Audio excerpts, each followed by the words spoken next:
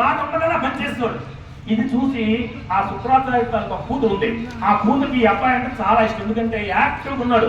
ఇది అయితే ఈ విషయాలన్నీ చూసి రాక్షసులు ఏం చెప్పారు, ఇతను ఈ అబ్బాయి మృత సంజీవిని విద్య నేర్చుకోవడానికి వచ్చాడు, రేపు పుట్టు ప్రమాదాన్ని ఈ కథుడిని అడవిలో తీసుకెళ్లి చంపేశాడు. చంపేసరికి ఈ అందరూ వచ్చారు, రాక్షసులు అందరూ వచ్చారు అడవి నుంచి. ఈ కథుడు రాలేదు. ఈ దేవయాని అనే శుక్రాచార్యుడు కూతురు చూసింది, నాన్నగారండి మన విద్యార్థి కథుడు ఇంకా రావాలంటే ఏడ్చింది, అబ్బాయిని బట్టి తీసుకురమ్మని. దివ్య దృష్టితో చూస్తే అడవిలో చచ్చిపోయి ఉన్నాడు. వెంటనే ఈ శుక్రాచార్యుడు మృత సంజీవిని విద్యతోటి ఆ అబ్బాయిని బతికించాడు. అబ్బాయి రోజు పనిచేస్తున్నాడు మామూలుగా. కొన్నాళ్ళైంది, రాక్షసు ఇలక్కాలు ఏం చేశారు, మళ్ళీ అడవిలో తీసుకెళ్లి ఆ పశువుని చంపేసి ఆ పశువుని కాల్చేసి ఆ బూడిద సారాలో కలిపి గురువు గారు శుక్రాచార్యుడికి ఇచ్చారు. రాక్షసులు సారా తాగుతారు.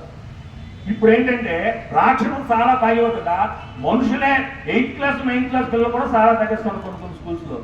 ఇప్పుడు బాగున్నారు, ఇప్పుడు మంచి పిల్లలు హై స్కూల్కి వెళ్తారు, కాలేజ్కి వెళ్తారు, ఫ్రీడమ్ వస్తుంది, డిగ్రీకి వెళ్తారు, ఫ్రీడమ్ వస్తుంది, తల్లిదండ్రులు మిమ్మల్ని స్వేచ్ఛగా ప్రేమతో వదిలేస్తారు. ఎంతో మంది విద్యార్థులు డిగ్రీకి వెళ్ళిన తర్వాత, హై స్కూల్ కాలేజ్కి వెళ్ళిన తర్వాత డ్రగ్స్ అలవాటు పడుతున్నారు. ఎంత చండాలం అంటే 15 సంవత్సరాల కిందట ఏ స్కూల్కి పోలీసులు వెళ్ళేవారు కాదు. ఇప్పుడు ప్రతి స్కూల్కి పోలీసులు వచ్చి డ్రగ్స్ గురించి కౌన్సిలింగ్ ఇస్తున్నారు. ఎందుకు ఇస్తున్నారు? అలవాటు